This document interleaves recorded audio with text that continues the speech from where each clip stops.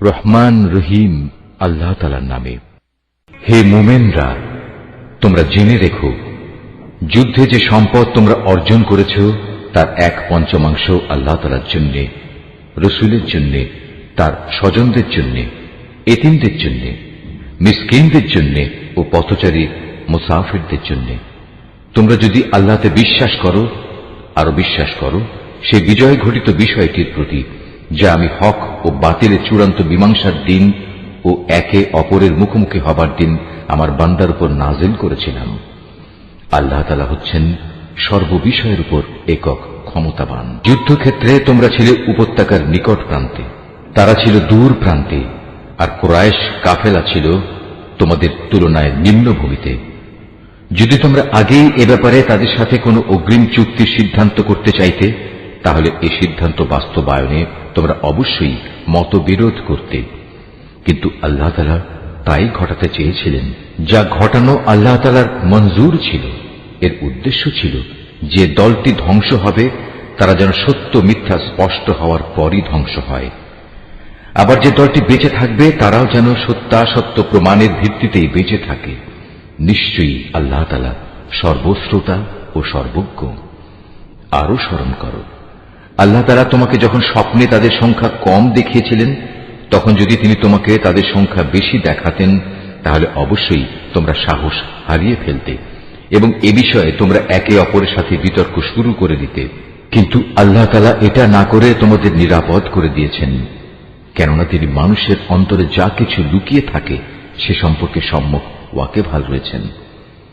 সে সময়ের কথাও স্মরণ করো যখন তোমরা যুদ্ধের ময়দানে তাদের সামনাসামনি হলে, তখন তোমাদের চোখে তাদের সংখ্যা আল্লাহ তাআলা নিতান্ত কম করে দেখালেন এবং তাদের চোখেও তিনি তোমাদের সংখ্যাকে দেখালেন কম। এর উদ্দেশ্য ছিল যেন আল্লাহ তাআলা তাই ঘটিয়ে দেখান যা কিছু তিনি এ ঘটনার মাধ্যমে ঘটাতে চান, কেননা আল্লাহ তাআলার দিকেই সব কিছুকে ফিরে যেতে হবে। হে ঈমানদার লোকেরা, কোন বাহিনীর সাথে যখন তোমরা সামনাসামনি হও, তখন ময়দানে অবিচল থাকবে এবং বিজয়ের আসল উৎস আল্লাহ তাআলাকে বেশি বেশি করে স্মরণ করতে থাকবে। আশা করা যায় তোমরা সাফল্য লাভ করতে পারবে। তোমরা আল্লাহ তাআলা ও তার রসুলের আনুগত্য করো, নিজেদের মধ্যে পরস্পর ঝগড়া বিবাদ করো না, অন্যথায় তোমরা সাহস হারিয়ে ফেলবে এবং তোমাদের প্রতিপত্তি খতম হয়ে যাবে। তোমরা ধৈর্য ধারণ করো, অবশ্যই আল্লাহ তাআলা ধৈর্যশীলদের সাথে রয়েছেন। তোমরা কখনো তাদের মতো হও না যারা অহংকার ও লোকদের নিজেদের শান শওকত দেখানোর জন্য নিজেদের ঘর থেকে বেরিয়ে এসেছে এবং সাধারণ মানুষদের যারা আল্লাহ তাআলার পথ থেকে ফিরিয়ে রাখে। মূলত তাদের সমুদয় কার্যকলাপই আল্লাহ তাআলা পরিবেষ্টন করে আছেন। যখন শয়তান তাদের কাজগুলোকে তাদের সামনে খুব চাকচিক্যময় করে পেশ করেছিল এবং সে তাদের বলেছিল, আজ মানুষের মধ্যে কেউই তোমাদের উপর বিজয়ী হতে পারবে না এবং আমি তো তোমাদের পাশেই আছি। অতঃপর যখন উভয় দল সম্মুখ সমরে ঝাঁপিয়ে পড়ল, তখন সে কেটে পড়ল এবং বলল, তোমাদের সাথে আমার কোনোই সম্পর্ক নেই। আমি এমন কিছু দেখতে পাচ্ছি যা তোমরা দেখতে পাও না। আমি অবশ্যই আল্লাহ তাআলাকে ভয় করি এবং আমি জানি আল্লাহ তাআলা হচ্ছেন কঠোর শাস্তিদাতা। মুনাফিক ও তাদের দলবল, যাদের দিলে গুমরাহির ব্যাধি রয়েছে, যখন তারা বলল, এ লোকদের মূলত তাদের নতুন দিন মারাত্মকভাবে প্রতারিত করে রেখেছে। সত্য কথা হচ্ছে, যে কোনো ব্যক্তি বিপদে আপদে আল্লাহ তাআলার উপর ভরসা করে সে বুঝতে পারবে আল্লাহ তাআলা প্রবল পরাক্রান্ত ও প্রজ্ঞাময়। তুমি যদি সত্যি সেই করুণ অবস্থা দেখতে পেতে যখন আল্লাহর ফেরেশতারা কাফেরদের রূহ বের করে নিয়ে যাচ্ছিল, ফেরেশতারা তখন তাদের মুখমণ্ডল ও পৃষ্ঠদেশে ক্রমাগত আঘাত করে যাচ্ছিল এবং তারা বলছিল, তোমরা আগুনের আযাব উপভোগ করো। মূলত এটা হচ্ছে তোমাদের নিজেদেরই উভয় হাতের কামাই, যা তোমরা আগেই পাঠিয়েছিলে। আল্লাহ তাআলা কখনো তার বান্দার উপর জুলুম করেন না। এদের পরিণতি হবে ফেরাউনের আপনজন ও তাদের পূর্ববর্তী কাফিরদের মতোই। তারা সবাই আল্লাহ তাআলার আয়াতকে অস্বীকার করেছে, ফলে তাদের গুনাহের দরুন আল্লাহ তাআলা তাদের পাকড়াও করলেন। নিশ্চয়ই আল্লাহ তাআলা শক্তিশালী ও কঠোর শাস্তি দানকারী। এটা এ কারণে যে আল্লাহ তাআলা যখন কোন জাতিকে কোন নিয়ামত দান করেন, তিনি ততক্ষণ পর্যন্ত তার সে নিয়ামত তাদের জন্য বদলে দেন না যতক্ষণ না তারা নিজেরা নিজেদের অবস্থার পরিবর্তন করে। নিশ্চয়ই আল্লাহ তাআলা সব কিছু শোনেন, সব কিছু জানেন। এরাও হচ্ছে ফেরাউন, তার স্বজন ও তাদের আগের লোকদের মতো। আল্লাহর আয়াতকে তারা সরাসরি মিথ্যা সাব্যস্ত করেছে, ফলে আমি তাদের কুফরির অপরাধের জন্য তাদের ধ্বংস করে দিয়েছি এবং ফেরাউনের স্বজনদের আমি ডুবিয়ে দিয়েছি। মূলত তারা সবাই ছিল জালেম। নিশ্চয়ই আল্লাহর এই জমিনে বিচরণশীল জীবের মধ্যে আল্লাহর কাছে নিকৃষ্টতম হচ্ছে তারা, যারা স্বয়ং এই জমিনের স্রষ্টাকেই অস্বীকার করে এবং তারা তার উপর ঈমান আনে না। তারাও এ নিকৃষ্ট লোকদের অন্যতম, যাদের সাথে তুমি বাকায়দা সন্ধি চুক্তি স্বাক্ষর করেছ। অতঃপর তারা প্রতিবার সুযোগ পেয়েই সে চুক্তি ভঙ্গ করেছে এবং এ ব্যাপারে তারা কাউকেই পরোয়া করেনি। অতএব এ লোকদের যদি কখনো তুমি ধরতে পারো, তাহলে তাদের মূল বাহিনী থেকে বিচ্ছিন্ন করে এমন ভাবে শাস্তি দেবে যাতে তাদের পরবর্তী বাহিনী এ থেকে কিছু শিক্ষা গ্রহণ করে। যদি কখনো কোনো জাতির কাছ থেকে তোমার এই আশঙ্কা হয় যে তারা চুক্তি ভঙ্গ করে বিশ্বাসঘাতকতা করবে, তাহলে তুমিও তাদের সাথে সম্পাদিত চুক্তি একইভাবে তাদের মুখের উপর ছুঁড়ে দাও। তবে তোমরা নিজেরা তা আগে লঙ্ঘন করো না।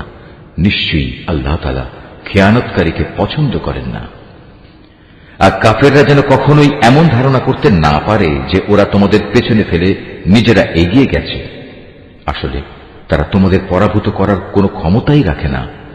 তাদের সাথে যুদ্ধের জন্য তোমরা যথাসাধ্য সাজ সরঞ্জাম, শক্তি ও ঘোড়া প্রস্তুত রাখবে এবং এ দিয়ে তোমরা আল্লাহর দুশমন ও তোমাদের দুশমনদের ভীত সন্ত্রস্ত করে দেবে। এছাড়াও কিছু লোক আছে যাদের পরিচয় তোমরা জানো না, শুধু আল্লাহ তাআলাই তাদের চেনেন। আল্লাহ তাআলার পথে তোমরা যা কিছুই ব্যয় করবে তার পুরোপুরি প্রতিদান তোমাদের পরকালে আদায় করে দেয়া হবে এবং তোমাদের উপর বিন্দু মাত্র জুলুম করা হবে না। হে মুহাম্মদ, তারা যদি সন্ধির প্রতি আগ্রহ দেখায়, তাহলে তুমিও সন্ধির দিকে ঝুঁকে যাবে এবং সর্বদা আল্লাহর উপরই ভরসা করবে। অবশ্যই আল্লাহ তাআলা সব কিছু শোনেন, সব কিছু দেখেন। আর যদি কখনো তারা সন্ধির আড়ালে তোমাকে ধোঁকা দিতে চায়, তাহলে তোমার দুশ্চিন্তাগ্রস্ত হওয়ার কোনো কারণ নেই, কেননা তোমার রক্ষার জন্য তো আল্লাহ তাআলাই যথেষ্ট। তিনি তাঁর সরাসরি সাহায্য ও একদল মোমেন দ্বারা তোমাকে শক্তি জুগিয়েছেন। আল্লাহ তাআলা এই মোমেনদের দিলকে পারস্পরিক ভালোবাসা ও সম্প্রীতির বন্ধনে আবদ্ধ করে দিয়েছেন। অথচ তুমি যদি দুনিয়ার যাবতীয় সম্পদ এর পেছনে ব্যয় করতে, তবু তুমি এ মানুষদের দিলকে ভালোবাসার বন্ধনে আবদ্ধ করতে পারতে না। কিন্তু আল্লাহ তাআলা এদের মাঝে প্রীতি স্থাপন করে দিয়েছেন। অবশ্যই তিনি পরাক্রমশালী ও বিজ্ঞ কুশলী। হে নবী, তোমার জন্য এবং তোমার অনুবর্তনকারী মোমেনদের জন্য তো আল্লাহ তাআলাই যথেষ্ট। হে নবী, তুমি মোমেনদের যুদ্ধের জন্য উদ্বুদ্ধ করো। মনে রেখো, তোমাদের মধ্যে 20 জন লোকও যদি ধৈর্যশীল হতে পারে, তাহলে তারা 200 লোকের উপর বিজয়ী হবে। আবার তোমাদের মাঝে এমন লোকের সংখ্যা যদি 100 হয়, তাহলে তারা 1000 লোকের উপর জয়লাভ করবে। এর কারণ হচ্ছে তারা এমন জাতি যারা আল্লাহর শক্তি সম্পর্কে কিছুই বোঝে না।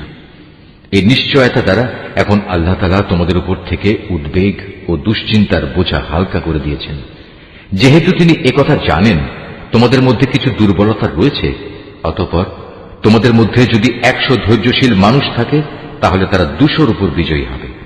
আবার যদি থাকে তোমাদের 1000 ধৈর্যশীল ব্যক্তি, তাহলে তারা আল্লাহ তাআলার হুকুমে বিজয়ী হবে 2000 লোকের উপর। জেনে রেখো, আল্লাহ তাআলা ধৈর্যশীলদের সাথেই রয়েছেন। কোন নবীর পক্ষেই এটা শোভা পায় না যে তার কাছে বন্দীদের আটক রাখবে যতক্ষণ পর্যন্ত সে জমিনে রক্তপাত ঘটাবে এবং আল্লাহর শত্রুদের নিপাত না করে দেবে। আসলে তোমরা তো দুনিয়ার সামান্য স্বার্থটুকুই চাও, আর আল্লাহ তাআলা চান তোমাদের আখিরাতের কল্যাণ দান করতে। আল্লাহ তাআলাই হচ্ছেন পরাক্রমশালী ও প্রজ্ঞাময়। যদি এ ব্যাপারে আল্লাহ তাআলার কাছ থেকে পূর্বের কোনো ফরমান লেখা না থাকত, তাহলে বন্দীদের কাছ থেকে মুক্তিপণ হিসেবে তোমরা যা কিছু নিয়েছ তার জন্য একটা বড় ধরনের আযাব তোমাদের উপর পতিত হতো। অতএব যা কিছু তোমরা গনিমত হিসেবে লাভ করেছ, নিঃসংকোচে তোমরা তা খাও, কেননা তা সম্পূর্ণ হালাল ও পবিত্র। তোমরা আল্লাহ তাআলাকে ভয় করো। আল্লাহ তাআলা অবশ্যই ক্ষমাশীল ও দয়ালু। হে নবী, তোমার হাতে যেসব বন্দী রয়েছে তাদের তুমি বলো, আল্লাহ তাআলা যদি তোমাদের দিলে ভালো কিছু গ্রহণের যোগ্যতা আছে বলে জানতে পান, তাহলে তিনি তোমাদের ঈমানের এমন এক কল্যাণ দান করবেন যা তোমাদের কাছ থেকে মুক্তিপণ হিসেবে গৃহীত সম্পদের চাইতে অনেক ভালো, এবং তিনি তোমাদের গুনাহসমূহ মাফ করে দেবেন। আল্লাহ তাআলা ক্ষমাশীল ও দয়াবান।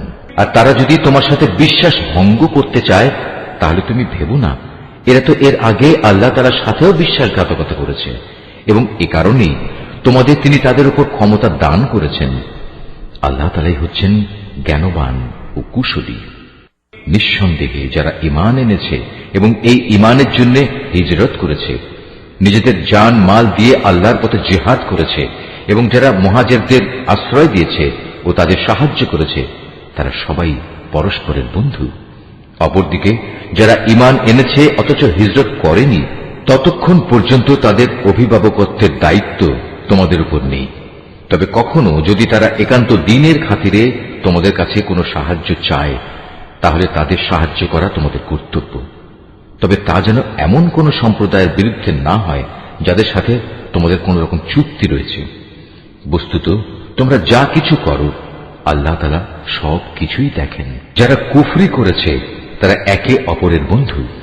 তোমরা যদি একে অপরকে সাহায্য করার সে কাজটি না করো, তাহলে আল্লাহর এই জমিনে ফিতনা ফাসাদ ও বড় ধরনের বিপর্যয় সৃষ্টি হবে। যারা ঈমান এনেছে, এই ঈমানের জন্য হিজরত করেছে, নিজেদের জান মাল দিয়ে আল্লাহর পথে জিহাদ করেছে, এবং যারা এই হিজরতকারীদের থাকার জায়গা দিয়েছে এবং তাদের সাহায্য করেছে, মূলত এরা সবাই হচ্ছে সত্যিকারের মুমিন। এদের জন্য আল্লাহ তাআলার পক্ষ থেকে ক্ষমা ও উত্তম জীবিকার ব্যবস্থা রয়েছে। আর যারা পরে ঈমান এনেছে, হিজরত করেছে এবং তোমাদের সাথে জিহাদ করেছে, তারাও তোমাদেরই অন্তর্ভুক্ত। যারা আত্মীয়তার বন্ধনে একে অপরের সাথে আবদ্ধ, আল্লাহর কিতাব অনুযায়ী তারাও একে অন্যের উত্তরাধিকারের বেশি হকদার। নিশ্চয়ই আল্লাহ তাআলা সব ব্যাপার জানেন। সূরা আত-তাওবা। এ সূরার শুরুতে বিসমিল্লাহ পড়া নিষেধ। হে মুসলমানরা, মুশরিকদের সাথে তোমরা যে সন্ধি চুক্তি সম্পাদন করে রেখেছিলে, আল্লাহ তাআলা ও তার রাসূলের পক্ষ থেকে তোমাদের তা থেকে অব্যাহতি রয়েছে। অতএব হে মুশরিকরা, তোমরা আরো 4 মাস পর্যন্ত এ পবিত্র ভূখণ্ডে চলাফেরা করে নাও, এবং জেনে রেখো তোমরা কখনো আল্লাহ তাআলার ফয়সালা থেকে পালাতে পারবে না। তবে আল্লাহ তাআলা অবশ্যই কাফেরদের অপমানিত করবেন। আজ মহান হজের এদিনে দুনিয়ার মানুষের প্রতি আল্লাহ তাআলা ও তার রাসূলের ঘোষণা এই যে আল্লাহ তাআলা মুশরিকদের সাথে চুক্তির বাধ্যবাধকতা থেকে মুক্ত, এবং মুক্ত তার রাসূলও।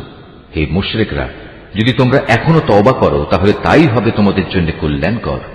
আর যদি তোমরা মুখ ফিরিয়ে নাও, তাহলে জেনে রেখো আল্লাহ তাআলার ফয়সালা থেকে তোমরা কখনো পালাতে পারবে না। হে নবী, এরপরও যারা কুফরি করেছে তাদের তুমি এক কঠোর আযাবের সুসংবাদ দাও। তবে সেসব মুশরিকের কথা আলাদা যাদের সাথে তোমরা চুক্তি করেছ। তারা চুক্তি রক্ষার ব্যাপারে এতটুকুও ত্রুটি করেনি, না তারা কখনো তোমাদের বিরুদ্ধে অন্য কাউকে সাহায্য করেছে। তাদের চুক্তি তাদের মেয়াদ শেষ হওয়া পর্যন্ত অবশ্যই তোমরা মেনে চলবে। আসলেই যারা আল্লাহ তাআলাকে ভয় করে তাদের অবশ্যই তিনি ভালোবাসেন। অতঃপর যখন এ নিষিদ্ধ 4 মাস অতিবাহিত হয়ে যাবে, তখন মুশরিকদের যেখানে পাবে সেখানেই তোমরা হত্যা করবে, তাদের বন্দী করবে, তাদের অবরোধ করবে, এবং তাদের ধরার জন্য তোমরা প্রতিটি ঘাঁটিতে ওঁত পেতে বসে থাকবে। তবে এর পরেও তারা যদি তওবা করে, দ্বীনের পথে ফিরে আসে এবং নামাজ প্রতিষ্ঠা করে, যাকাত আদায় করে, তাহলে তোমরা তাদের পথ ছেড়ে দাও। অবশ্যই আল্লাহ তাআলা ক্ষমাশীল ও বড় দয়াময়। আর মুশরিকদের মধ্যে থেকে যদি কোনো ব্যক্তি তোমার কাছে আশ্রয় চায়, তবে অবশ্যই তাকে তুমি আশ্রয় দেবে, যাতে করে তোমার আশ্রয় থেকে সে আল্লাহ তাআলার বাণী শুনতে পায়। অতঃপর তাকে তার কোনো নিরাপদ জায়গায় পৌঁছে দেবে। এটা এজন্যই যে এরা আসলেই এমন এক সম্প্রদায়ের লোক যারা কিছুই জানে না। আল্লাহ তাআলা ও তার রাসূলের সাথে মুশরিকদের এই চুক্তি কিভাবে বহাল থাকবে?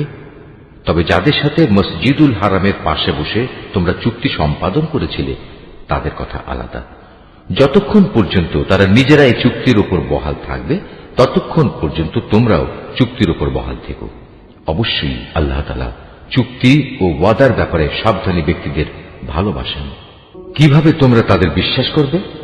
এরা যদি কখনো তোমাদের উপর জয়লাভ করে, তাহলে তারা যেমনি আত্মীয়তার বন্ধনের তোয়াক্কা করবে না, তেমনি চুক্তির মর্যাদাও দেবে না। তারা শুধু মুখের কথা দিয়ে তোমাদের খুশি রাখার চেষ্টা করে, কিন্তু তাদের অন্তরগুলো সেসব কথা কিছুতেই মেনে নেয় না। মূলত এদের অধিকাংশ ব্যক্তি হচ্ছে ফাসেক। এরা আল্লাহ তাআলার আয়াতসমূহ সামান্য কিছু বৈষয়িক মূল্যের বিনিময়ে বিক্রি করে দিয়েছে এবং মানুষকে আল্লাহ তাআলার পথ থেকে দূরে রেখেছে। নিশ্চয়ই এটা খুব জঘন্য কাজ, যা তারা প্রতিনিয়ত করে যাচ্ছে। কোন ইমানদার লোকের ব্যাপারে এরা যেমন আত্মীয়তার ধার ধারে না, তেমনি কোন অঙ্গীকারের মর্যাদাও এরা রক্ষা করে না। মূলত এরা হচ্ছে সীমা লঙ্ঘনকারী। এ সত্ত্বেও যদি তারা তওবা করে, নামাজ প্রতিষ্ঠা করে, যাকাত আদায় করে, তাহলে তারা হবে তোমাদেরই দ্বীনী ভাই। আমি সেসব মানুষের কাছে আমার আয়াতসমূহ স্পষ্ট করে বর্ণনা করি, যারা সত্য মিথ্যার তারতম্য বুঝতে পারে। তারা যদি তাদের প্রতিশ্রুতি দেওয়ার পরও তাদের সম্পাদিত চুক্তি ভঙ্গ করে এবং ক্রমাগত তোমাদের দ্বীন সম্পর্কে বিদ্রূপ করতে থাকে, তাহলে তোমরা কাফের সর্দারদের বিরুদ্ধে যুদ্ধ ঘোষণা করো, কেননা তাদের জন্য তখন আর কোন চুক্তি বহাল নেই। এর ফলে আশা করা যায় তারা তাদের মন্দ কাজগুলো থেকে বিরত থাকবে। তোমরা কি এমন একটি দলের বিরুদ্ধে যুদ্ধ করবে না, যারা বারবার নিজেদের অঙ্গীকার ভঙ্গ করেছে, যারা আল্লাহ তাআলার রাসূলকে স্বদেশ থেকে বের করার সংকল্প করেছে এবং তারাই তো প্রথম তোমাদের উপর হামলা শুরু করেছে? তোমরা কি সত্যি তাদের ভয় করো? অথচ যদি তোমরা মুমিন হও, তাহলে তোমাদের আল্লাহ তাআলাকে সবচেয়ে বেশি ভয় করা উচিত। তোমরা তাদের সাথে লড়াই করো। আল্লাহ তাআলা আসলে তোমাদের হাত দিয়েই ওদের শাস্তি দেবেন এবং তিনি এভাবেই তাদের অপমানিত করবেন। তাদের উপর বিজয় দিয়ে তিনি তোমাদের সাহায্য করবেন এবং এভাবে তিনি মুমিন সম্প্রদায়ের মনকেও প্রশান্ত করে দেবেন। তিনি এর দ্বারা তাদের দিলের ক্ষোভ বিদূরিত করে দেবেন। তিনি যাকে চাইবেন তার প্রতি ক্ষমা পরবশ হবেন। আল্লাহ তাআলা সব কিছুই জানেন এবং তিনি হচ্ছেন সুবিজ্ঞ কুশলী। তোমরা কি একথা মনে করে নিয়েছ তোমাদের এমনি এমনিই ছেড়ে দেওয়া হবে? অথচ এখনো আল্লাহ তাআলা ভালো করে পরখ করে নেননি যে তোমাদের মাঝে কারা আল্লাহর পথে জিহাদ করেছে আর কারা আল্লাহ তাআলা, তার রাসূল ও মুমিনদের ছাড়া অন্য কাউকে বন্ধু হিসেবে গ্রহণ করেছে। বস্তুত তোমরা যা কিছু করো না কেন, আল্লাহ তাআলা সে সম্পর্কে সম্যক অবগত রয়েছেন। মুশরিকরা যখন নিজেরাই নিজেদের কুফরির কথা স্বীকার করছে, তখন তারা আল্লাহ তাআলার মসজিদ আবাদ করবে, এটা তো হতেই পারে না। মূলত এরা হচ্ছে সেসব লোক যাদের যাবতীয় কর্মকাণ্ড আগেই বরবাদ হয়ে গেছে এবং চিরকাল তাই এদের দোজখের আগুনেই কাটাতে হবে। আল্লাহ তাআলার ঘর মসজিদ তো আবাদ করবে তারা যারা আল্লাহ তাআলা ও পরকালের উপর ঈমান আনে, নামাজ প্রতিষ্ঠা করে, যাকাত আদায় করে আর আল্লাহ তাআলা ছাড়া কাউকে তারা ভয় করে না। এদের ব্যাপারেই আশা করা যায় এরা হেদায়েত প্রাপ্ত মানুষের অন্তর্ভুক্ত হবে। তোমরা কি হজের মৌসুমে হাজিদের পানি পান করানো ও কাবা ঘরের খেদমত করাকে সে ব্যক্তির কাজের সমপর্যায়ের মনে করো? যে ব্যক্তি আল্লাহ তাআলার উপর ঈমান এনেছে, পরকালের উপর ঈমান এনেছে এবং আল্লাহ তাআলার রাস্তায় জিহাদ করেছে, এরা কখনো আল্লাহর কাছে সমান মর্যাদার নয়। আল্লাহ তাআলা কখনো জালেমদের সঠিক পথ দেখান না। যারা আল্লাহ তাআলার উপর ঈমান এনেছে, তাঁরই সন্তুষ্টির জন্য হিজরত করেছে এবং আল্লাহ তাআলার পথে তাদের জান মাল দিয়ে জিহাদ করেছে, তাদের মর্যাদা আল্লাহ তাআলার কাছে সবার চাইতে বড় এবং এ ধরনের লোকেরাই পরিণামে সফল কাম হবে। তাদের মালিক তাদের জন্য নিজ তরফ থেকে দয়া, সন্তুষ্টি ও এমন এক সুরম্য জান্নাতের সুসংবাদ দিচ্ছেন, যেখানে তাদের জন্য চিরস্থায়ী নিয়ামতের সামগ্রীসমূহ সাজানো রয়েছে। সেখানে তারা হবে চিরস্থায়ী। নিশ্চয়ই আল্লাহ তাআলার কাছে মুমিনদের জন্য মহাপুরস্কার সংরক্ষিত রয়েছে। হে ঈমানদার ব্যক্তিরা, যদি তোমাদের পিতা ও ভাই কখনো ঈমানের উপর কুফরিকেই বেশি ভালোবাসে, তাহলে তোমরা এমন লোকদের কখনো বন্ধুরূপে গ্রহণ করো না। তোমাদের মধ্যে যারা এ ধরনের লোকদের নিজেদের বন্ধু হিসেবে গ্রহণ করে, তারা হচ্ছে সুস্পষ্ট জালেম। হে নবী, বলো, যদি তোমাদের পিতা, তোমাদের ভাই, তোমাদের পরিবার পরিজন ও তোমাদের অর্জিত ধন সম্পদ এবং ব্যবসা বাণিজ্য যা অচল হয়ে যাবে বলে তোমরা ভয় করো, তোমাদের বাড়িঘর সমূহ যা তোমরা একান্তভাবে কামনা করো, এগুলো যদি তোমরা আল্লাহ তাআলা, তার রসুল ও তার পথে জিহাদ করার চাইতে বেশি ভালোবাসো, তাহলে তোমরা আল্লাহ তাআলার পক্ষ থেকে তার আযাবের ঘোষণা আসা পর্যন্ত অপেক্ষা করো। জেনে রেখো, আল্লাহ তাআলা কখনো ফাসিক সম্প্রদায়কে হেদায়েত করেন না। আল্লাহ তাআলা তো বহু জায়গায় তোমাদের সাহায্য করেছেন, বিশেষ করে হুনাইনের দিনে যে সাহায্য করেছেন তা স্মরণ করো। সেদিন যখন তোমাদের সংখ্যাধিক্য তোমাদের উৎফুল্ল করে দিয়েছিল, অথচ সংখ্যার এই বিপুলতা তোমাদের সেদিন কোনোই কাজে আসেনি। জমিন তার বিশালতা সত্ত্বেও তোমাদের উপর সংকুচিত হয়ে পড়েছিল। অতঃপর তোমরা একসময় ময়দান ছেড়ে পৃষ্ঠ প্রদর্শন করে পালিয়েও গেলে। অতঃপর আল্লাহ তাআলা তার রসুল ও ময়দানে অটল হয়ে থাকা মোমেনদের উপর তার প্রশান্তি নাজিল করলেন। ময়দানে তিনি এমন এক লস্কর বাহিনী পাঠালেন যাদের সেদিন তোমরা দেখতে পাওনি, এবং তাদের দিয়ে তিনি কাফেরদের এক চরম শাস্তি দিলেন, যারা আল্লাহকে অস্বীকার করে। এ হচ্ছে তাদের যথাযথ পাওনা। এরপরেও আল্লাহ তাআলা যাকে ইচ্ছা তাকে ক্ষমা করে দেন।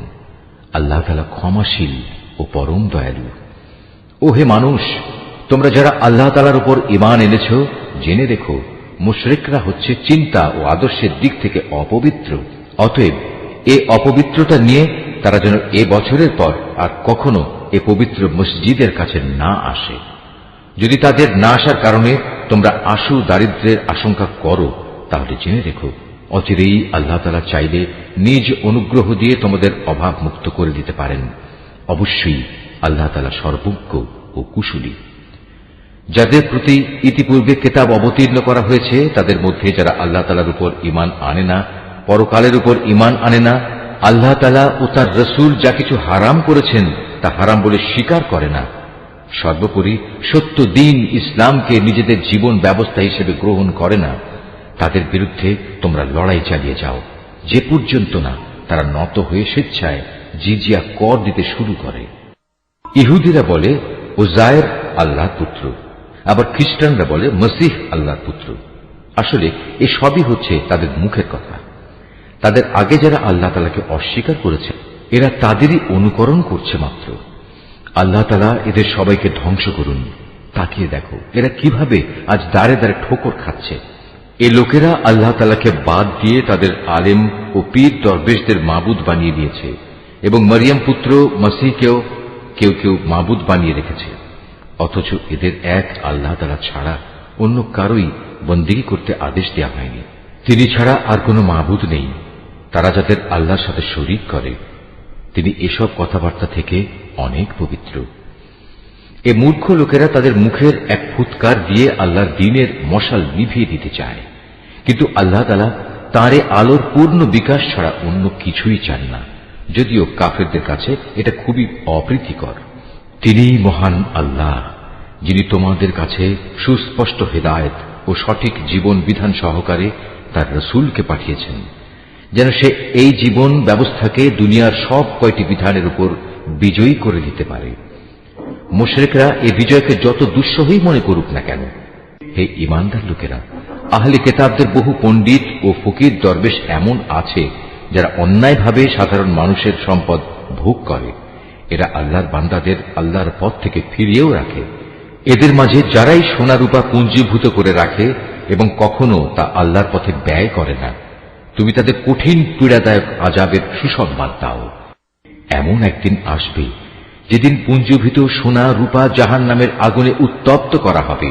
অতঃপর তা দিয়ে যারা এগুলো জমা করে রেখেছিল তাদের কপালে, তাদের পার্শ্বে ও তাদের পিঠে চিহ্ন এঁকে দেওয়া হবে, এবং তাদের উদ্দেশ্য করে বলা হবে, এ হচ্ছে তোমাদের সে সম্পদ যা তোমরা নিজেদের জন্য জমা করে রেখেছিলে।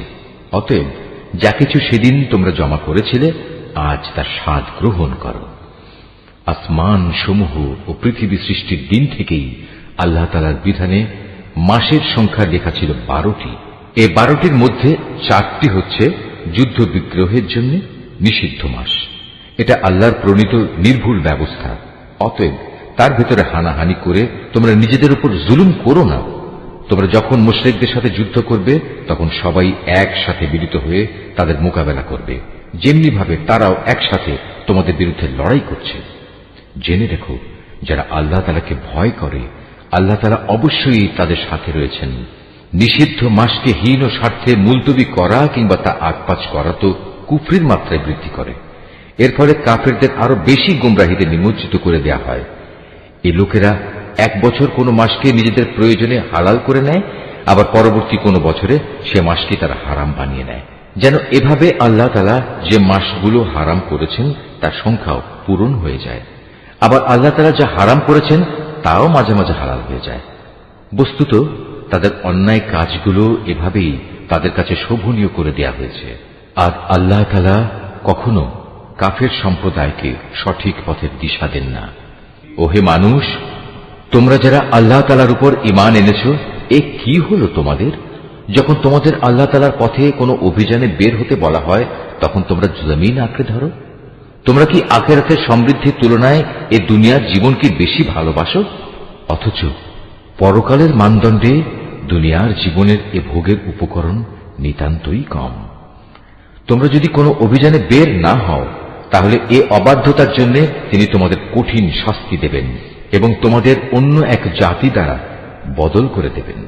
তোমরা কিন্তু তার কোনোই অনিষ্ট সাধন করতে পারবে না, কারণ তিনি সব কিছুর উপর ক্ষমতাবান। হে মুমিনরা, তোমরা যদি তাকে এ কাজে সাহায্য না করো, তাহলে আল্লাহ তাআলাই তাকে সাহায্য করবেন। আল্লাহ তাআলা তখনও তাকে সাহায্য করেছিলেন যখন কাফেররা তাকে তার ভিটে বাড়ি থেকে বের করে দিয়েছিল, বিশেষ করে যখন সে নবী ছিল মাত্র দুজনের মধ্যে একজন, তাও আবার তারা দুজন ছিল অন্ধকার এক গুহার মধ্যে। সে নবী যখন তার সাথীকে বলছিল, কোনো দুশ্চিন্তা করো না, আল্লাহ তাআলা আমাদের সাথেই আছেন, অতঃপর আল্লাহ তাআলা তার উপর তাঁর প্রশান্তি নাজিল করে তাকে সাহায্য করলেন এবং এমন এক বাহিনী দ্বারা তাকে শক্তি যোগালেন যাদের তোমরা সেদিন দেখতে পাওনি। এবং যারা আল্লাহ তাআলাকে অমান্য করেছে, আল্লাহ তাআলা তাদের ধৃষ্টতামূলক বক্তব্য নিচু করে দিলেন এবং আল্লাহ তাআলার কথাই উপরে থাকল। আল্লাহ তাআলা পরাক্রমশালী ও প্রবল প্রজ্ঞাময়। তোমরা অভিযানে বের হয়ে পড়ো, কম রণসম্ভারে হোক কিংবা বেশি হোক, এবং জিহাদ করো আল্লাহ তাআলার পথে নিজেদের জান দিয়ে, মাল দিয়ে। এটাই তোমাদের জন্য উত্তম। কত ভালো হতো যদি তোমরা বুঝতে পারতে। হে নবী, এতে যদি আশু কোনো লাভ থাকত, হতো যদি তাদের এ সফর সহজ সুগম, তাহলে তারা অবশ্যই এ অভিযানে তোমার পেছনে পেছনে যেত। কিন্তু তাদের জন্য এ যাত্রাপথ অনেক দীর্ঘ ও দুর্গম ঠেকেছে। তারা সত্তরই আল্লাহর নামে তোমার কাছে কসম করে বলবে, আমরা যদি সক্ষম হতাম তাহলে অবশ্যই তোমার সাথে অভিযানে বের হতাম। মিথ্যা অজুহাতে তারা নিজেরাই নিজেদের ধ্বংস করছে। আল্লাহ তাআলা জানেন এরা হচ্ছে মিথ্যাবাদী। হে নবী, আল্লাহ তাআলা তোমাকে মাফ করুন। ঈমানের দাবিতে কারা সত্যবাদী আর কারা মিথ্যাবাদী, এ বিষয়টা তোমার কাছে স্পষ্ট হওয়ার আগে কেন তুমি তাদের যুদ্ধে যাওয়া থেকে অব্যাহতি দিলে? যারা আল্লাহ তাআলা ও পরকালের উপর ঈমান এনেছে, তারা নিজেদের মাল ও জীবন দিয়ে আল্লাহর পথে জিহাদে অবতীর্ণ না হওয়ার জন্য তোমার কাছ থেকে অব্যাহতি চাইতে আসবে না। আল্লাহ তাআলা অবশ্যই সেসব লোককে জানেন যারা তাকে ভয় করে। যুদ্ধে না যাওয়ার জন্য তোমার কাছে অব্যাহতি চাইতে তো আসবে তারা যারা আল্লাহ তাআলা ও পরকালের উপর কোন রকম ঈমান রাখে না। তাদের মন সংশয়যুক্ত, আর তারা নিজেরাও সংশয় দ্বিধাগ্রস্ত থাকে। যদি সত্যি এরা তোমার সাথে বের হতে চাইত, তাহলে তারা সেই জন্য কিছু না কিছু প্রস্তুতি তো নিত, কিন্তু এদের যাত্রা করাটা আল্লাহ তাআলার মনোভূত হয়নি, তাই তিনি তাদের এ থেকে বিরত রাখলেন। তাদের যেন বলে দেয়া হলো, যারা পেছনে বসে আছে তোমরা তাদের সাথে বসে থাকো। ওরা তোমাদের সাথে বের হলে তোমাদের মাঝে বিভ্রান্তি শুধু বাড়িয়ে দিত এবং তোমাদের সমাজে নানা রকম অশান্তি সৃষ্টির জন্য এদিক সেদিক ছুটাছুটি করত। তাছাড়া তোমাদের মধ্যেও তো তাদের কথা আগ্রহের সাথে শোনার মতো গুপ্তচর কিংবা দুর্বল ঈমানের লোক আছে। আল্লাহ তাআলা এসব জালেমদের অবস্থা সম্পর্কে সম্যক অবগত রয়েছেন।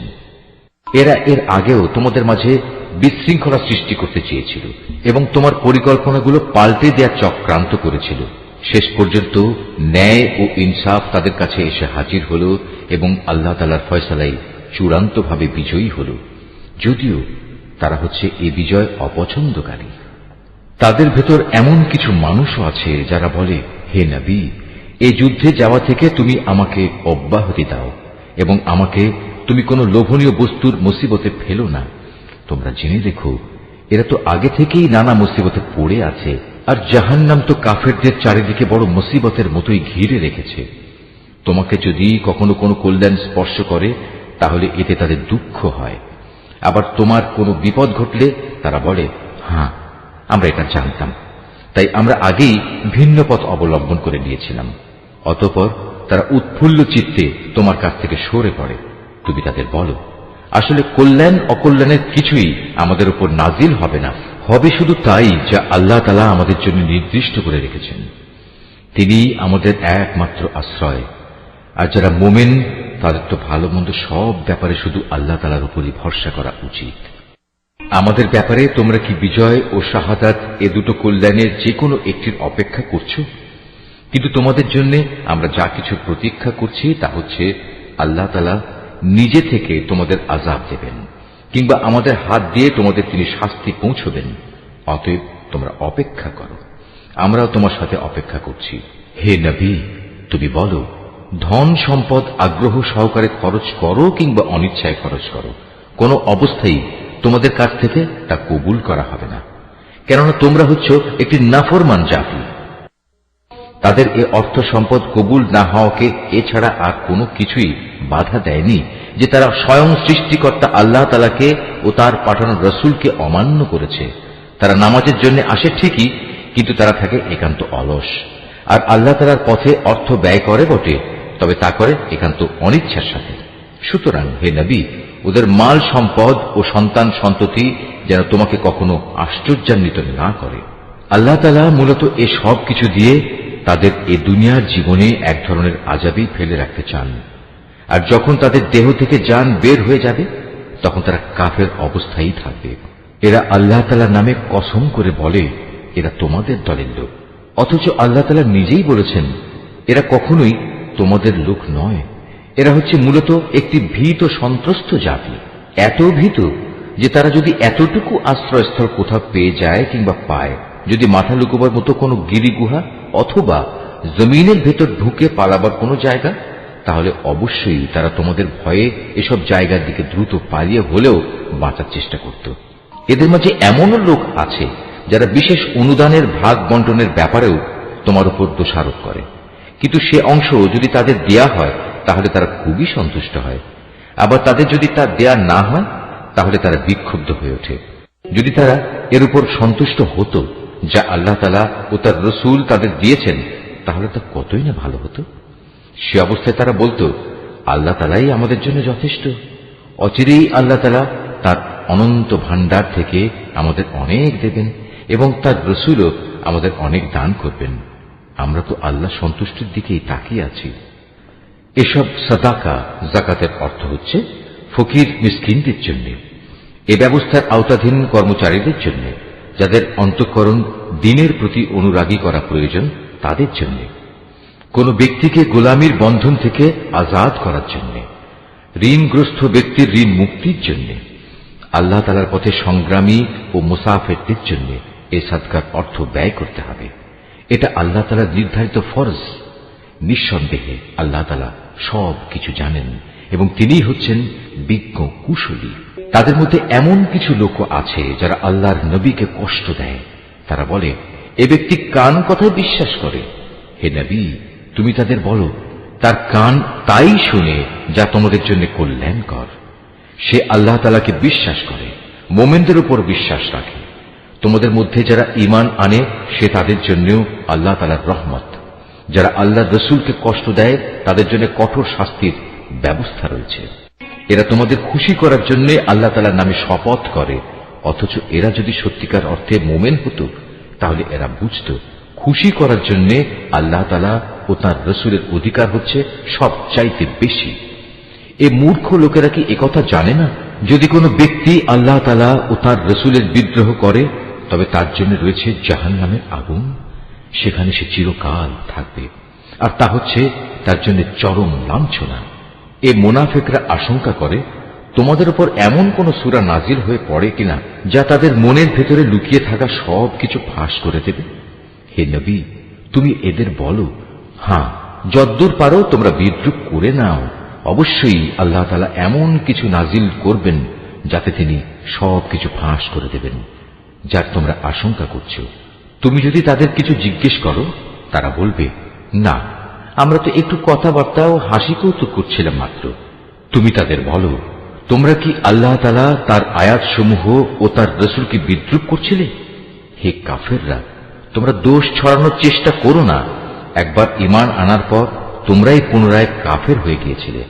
আমি যদি তোমাদের এক দলকে তাদের ঈমানের কারণে ক্ষমা করে দিতে পারি, তাহলে আরেক দলকে পুনরায় কুফরিতে ফিরে যাবার জন্য ভয়াবহ শাস্তিও দিতে পারি, কারণ এ শেষের দলের লোকেরা ছিল জঘন্য অপরাধী। মুনাফিক পুরুষ ও মুনাফিক নারী এরা স্বভাব চরিত্রে একে অপরের মতোই। তারা উভয়ই মানুষদের অসৎ কাজের আদেশ দেয় ও সৎ কাজ থেকে বিরত রাখে এবং আল্লাহ তাআলার পথে খরচ করা থেকে উভয়ই নিজেদের হাত বন্ধ করে রাখে। তারা যেমনি এ দুনিয়ায় আল্লাহ তাআলাকে ভুলে গেছে, আল্লাহ তাআলাও তেমনি আখিরাতে তাদের ভুলে যাবেন। অবশ্য মুনাফিকরা সবাই পাপিষ্ঠ। আল্লাহ তাআলা এ মুনাফিক পুরুষ ও মুনাফিক নারী এবং কাফেরদের জাহান্নামের ভয়াবহ আগুনের প্রতিশ্রুতি দিয়েছেন, যেখানে তারা চিরকাল ধরে জ্বলতে থাকবে। জাহান্নামের এ আগুন হবে তাদের জন্য যথেষ্ট। তাদের উপর আল্লাহ তাআলার গজব নাজিল হোক। ওদের জন্য রয়েছে এক চিরস্থায়ী আযাব। তোমরা ঠিক তাদেরই মতো যারা তোমাদের আগে এখানে প্রতিষ্ঠিত ছিল। তারা শক্তিতে ছিল তোমাদের চাইতে প্রবল, ধন সম্পদ, সন্তান সন্ততি তাদের তোমাদের চাইতে ছিল বেশি। দুনিয়ার যে ভোগ বিলাস তাদের ভাগে ছিল তা তারা ভোগ করে গেছে। অতঃপর তোমাদের ভাগে যা আছে তোমরাও তা ভোগ করে একদিন চলে যাবে। যেমনি করে তোমাদের আগের লোকেরা তাদের যে পরিমাণ ভোগ করা ছিল তা শেষ করে চলে গেছে। তারা যেমন অনর্থক কাজকর্মে ডুবে থাকত, তোমরাও তেমনি অর্থহীন কথাবার্তায় ডুবে আছো। এরা হচ্ছে সেসব লোক দুনিয়া আখেরাতে যাদের কর্মফল বিনষ্ট হয়ে গেছে, আর সত্যিকার অর্থে এরাই হচ্ছে নিদারুণভাবে ক্ষতিগ্রস্ত। এদের কাছে কি আগের লোকদের খবর পৌঁছেনি? নুহের জাতির, আদ জাতির, সামুদ জাতির কীর্তিকলা, ইব্রাহিম, মাদিয়ানবাসী নবী ও সে বিধ্বংস জনবসতির কথা কি এদের কাছে কেউ বলেনি? এ সব কয়টি জাতির মানুষের কাছে তাদের রসুলরা আল্লাহ তাআলার পক্ষ থেকে সুস্পষ্ট আয়াত নিয়ে এসেছিল।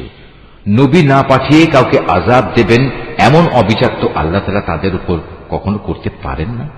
বস্তুত তারা নিজেরাই নিজেদের উপর জুলুম করেছে। অপরদিকে মোমেন পুরুষ ও মোমেন নারীরা হচ্ছে একে অপরের বন্ধু। এরা অন্য মানুষকে ন্যায় কাজের আদেশ দেয়, অন্যায় কাজ থেকে বিরত রাখে। তারা নামাজ প্রতিষ্ঠা করে, যাকাত আদায় করে, জীবনের সব কাজে আল্লাহ তাআলা ও তার রাসূলের বিধানের অনুসরণ করে। এরাই হচ্ছে সেসব মানুষ যাদের উপর আল্লাহ তাআলা অচিরেই তার রহমত নাজিল করবেন। অবশ্যই আল্লাহ তাআলা পরাক্রমশালী, কুশলী। এ ধরনের মোমেন পুরুষ ও মোমেন নারীদের আল্লাহ তাআলা এমন এক সুরম্য জান্নাতের প্রতিশ্রুতি দিচ্ছেন, যার তলদেশ দিয়ে ঝর্ণাধারা প্রবাহমান থাকবে, যেখানে তারা চিরদিন অবস্থান করবে। চিরস্থায়ী জান্নাতে তাদের জন্য সুন্দর সুন্দর বাসস্থানের ব্যবস্থা থাকবে। সেদিনের সবচেয়ে বড় নিয়ামত হবে বান্দার প্রতি আল্লাহ তাআলার সন্তোষ। এটাই হবে সেদিনের সবচেয়ে বড় সাফল্য। হে নবী, কাফের ও মুনাফিকদের বিরুদ্ধে জিহাদে অবতীর্ণ হও, ওদের প্রতি কঠোরতা অবলম্বন করো, কেননা এদের চূড়ান্ত আবাসস্থল হবে জাহান্নাম। এটি বড়ই নিকৃষ্ট স্থান। এরা আল্লাহর নামে কসম করে বলে কুফরি শব্দ এরা বলেনি, আসলে এরা কুফরি শব্দ বলেছে এবং তাদের ইসলাম গ্রহণের পরে তারা তা অস্বীকার করেছে। এরা এমন এক কাজে সংকল্প করেছিল যা তারা করতে পারেনি। এর পরেও তাদের প্রতিশোধ নেয়ার এছাড়া আর কি কারণ থাকতে পারে? আল্লাহ ও তার রাসূল নিজ অনুগ্রহ দিয়ে তাদের ধনশালী করে দিয়েছিলেন। এখনো যদি এ লোকেরা আল্লাহ তাআলার কাছে তওবা করে তাহলে এটা তাদের জন্যই ভালো হবে। আর যদি তারা সত্য থেকে মুখ ফিরিয়ে নেয় তাহলে আল্লাহ তাআলা দুনিয়া আখিরাত উভয় স্থানেই তাদের কঠিন আযাব দেবেন এবং উপরন্তু এ জমিনে তারা কখনো কোনো বন্ধু কিংবা সাহায্যকারী পাবে না। ওদের মধ্যে এমন কিছু লোক আছে যারা আল্লাহর সাথে ওয়াদা করেছিল, যদি আল্লাহ তাআলা নিজ অনুগ্রহে আমাদের সম্পদ দান করেন তাহলে আমরা অবশ্যই তার একাংশ আল্লাহর পথে দান করব এবং সত্যি আমরা নেক লোকদের অন্তর্ভুক্ত হয়ে যাব। অতঃপর যখন আল্লাহ তাআলা নিজ অনুগ্রহের ভান্ডার থেকে তাদের ধন সম্পদ দান করলেন, তখন তারা দানের বদলে কার্পণ্য করতে শুরু করল। এবং আল্লাহ তাআলাকে দেয়া ওয়াদা থেকে তার গোঁড়ামির সাথেই ফিরে এল। অতঃপর আল্লাহ তাআলা তাদের অন্তরে মুনাফিকি বদ্ধমূল করে দিলেন সেদিন পর্যন্ত যেদিন তারা আল্লাহ তাআলার সাথে সাক্ষাৎ করবে। এটা এ কারণে এরা আল্লাহ তাআলার কাছে যে ওয়াদা করেছিল তা ভঙ্গ করেছে। আসলেই এরা ছিল ভয়ানক মিথ্যাবাদী। এ লোকেরা কি একথা জানত না? তাদের সব গোপন কথা ও সব সলা পরামর্শ সম্পর্কে আল্লাহ তাআলা জানেন, এবং যা কিছু অদৃশ্য অদেখা আল্লাহ তাআলা সে সম্পর্কেও বিশেষভাবে অবহিত। আল্লাহ তাআলা তাদের ব্যাপারেও সম্যক অবগত আছেন, যারা সেসব ইমানদার ব্যক্তিদের দোষারোপ করে, যারা আন্তরিক নিষ্ঠা ও আগ্রহের সাথে আল্লাহ তাআলার পথে দান করে, এবং যারা দান করার মতো নিজেদের পরিশ্রম লব্ধ সামান্য কিছু সম্পদ ছাড়া কিছুই পায় না। এ সব মুমিনের সাথে মুনাফিকদের এ দলের লোকেরা হাসি ঠাট্টা করে। এই বিদ্রুপকারীদের স্বয়ং আল্লাহ তাআলাও বিদ্রুপ করতে থাকেন। পরকালে তাদের জন্য রয়েছে কঠিন আযাব। হে নবী, এমন লোকদের জন্য তুমি আল্লাহ তাআলার কাছে ক্ষমা প্রার্থনা করো আর না করো, দুটোই সমান। তুমি যদি 70 বারও তাদের জন্য আল্লাহর কাছে মাপ চাও, আল্লাহ তাআলা কখনো তাদের মাফ করবেন না, কেননা এরা জেনে বুঝে আল্লাহ তাআলা ও তার রাসূলকে অস্বীকার করেছে। আসলে আল্লাহ তাআলা কখনো নাফরমান লোকদের হেদায়েত করেন না। যারা তাবুকের যুদ্ধে না গিয়ে পেছনে পড়ে থাকল, তারা এভাবে রাসূলের ইচ্ছার বিরুদ্ধে নিজেদের ঘরে বসে থাকতে পেরে খুব খুশি হয়ে গেল। মূলত তারা তাদের জান মাল দিয়ে আল্লাহর পথে জিহাদ করাটা পছন্দ করল না, বরং বলল, এই ভীষণ গরমে তোমরা বাইরে যেও না। হে নবী, তুমি তাদের বলো, জাহান্নামের আগুন তো এর চাইতেও বেশি গরম। কত ভালো হতো এ লোকগুলো যদি এ কথাটা বুঝতে পারত। অতএব এ দুনিয়ায় তাদের কম হাসা উচিত, অন্যথায় কিয়ামতের দিন তাদের বেশি কাঁদতে হবে। তারা যা গুনাহ এখানে অর্জন করেছে তাই হবে তাদের সেদিনের যথার্থ বিনিময়। যদি আল্লাহ তাআলা এ অভিযানের পর তোমাকে এদের কোনো একটি দলের কাছে ফেরত নিয়ে আসেন, এবং তারা যদি তোমার কাছে পুনরায় কোনো যুদ্ধে যাবার অনুমতি চায়, তাহলে তুমি বলো, না, কখনো তোমরা আমার সাথে আর কোনো অভিযানে বের হবে না। তোমরা আমার সাথী হয়ে আর কখনো শত্রুর সাথে লড়বে না, কেননা তোমরা আগের বার যুদ্ধের বদলে পেছনে বসে থাকা পছন্দ করেছিলে। আর যাও, যারা পেছনে পড়ে আছে তাদের সাথে তোমরাও গিয়ে বসে থাকো।